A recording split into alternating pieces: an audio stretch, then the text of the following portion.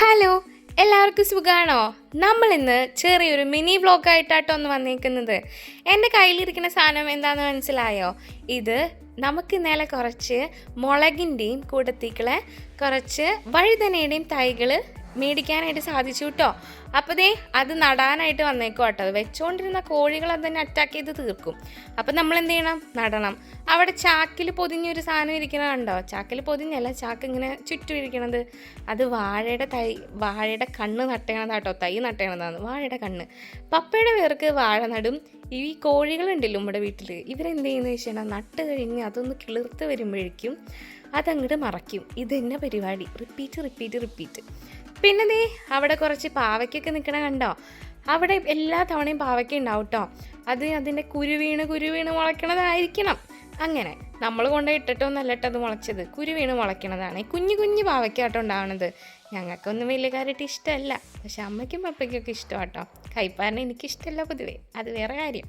അപ്പോൾ അമ്മ പണ്ട് ഷുഗർ ഉണ്ടാകുന്നു കേട്ടോ അമ്മയ്ക്ക്. അപ്പോൾ അമ്മ എന്ത് ചെയ്യും? ആ ജ്യൂസൊക്കെ അടിച്ച് കുടിച്ചിട്ടുണ്ട് കേട്ടോ.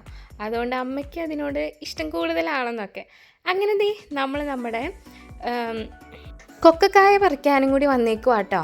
അപ്പോൾ കുറേ കൊക്കക്കായ പഴുത്ത് നിൽക്കുന്നുണ്ടായിരുന്നു കേട്ടോ. അങ്ങനെ നമുക്ക് പൊതുവേ പഴുത്ത് കിട്ടാറില്ല, കാരണം അണ്ണാനോ എന്തെങ്കിലും സാധനം കൊണ്ടുപോകാറാ പതിവ്. അങ്ങനെ കണ്ട വഴി നമ്മളതൊക്കെ പറിച്ചെടുത്തു കേട്ടോ. പിന്നെ കോവയ്ക്ക ഉണ്ടായിക്കണുണ്ടോ? നമ്മുടെ കുളത്തിൽ പണ്ട് ഇട്ടിരുന്നൊരു വലയാട്ടോ അത്. വല കീറിക്കഴിഞ്ഞ് കഴിയുമ്പോൾ പിന്നെ വേറെ ഒന്നിനും ഉപയോഗിക്കാൻ പറ്റില്ലല്ലോ. അപ്പോൾ അതുകൊണ്ട് നമ്മൾ എന്ത് ചെയ്തു? അന്ന് ഇതിനിട്ട് കൊടുക്കാമെന്നിട്ട് ഇട്ട് കൊടുത്തു. വലയ്ക്ക് ഓട്ടയ്ക്ക് ഭയങ്കര വലിപ്പമായതുകൊണ്ട് തന്നെ കോവയ്ക്ക് വെറ്റണം പോലും താഴത്തേക്ക് വരില്ല കേട്ടോ. കോവയ്ക്ക് എല്ലാം മേളിലാട്ടോ നിൽക്കാറ്.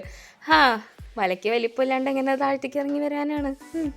അങ്ങനെ വീട്ടിലൊക്കെ വന്നിട്ട് നമ്മൾ നമ്മുടെ ഇത് കഴിച്ച് നോക്കാം കേട്ടോ. ഇത്ര നാളായിട്ട് ഇത്ര മധുരത്തിലുള്ളത് കിട്ടിയിട്ടില്ല കേട്ടോ, കാരണം പഴുത്ത് നമുക്ക് അങ്ങനെ കിട്ടാറില്ലല്ലോ.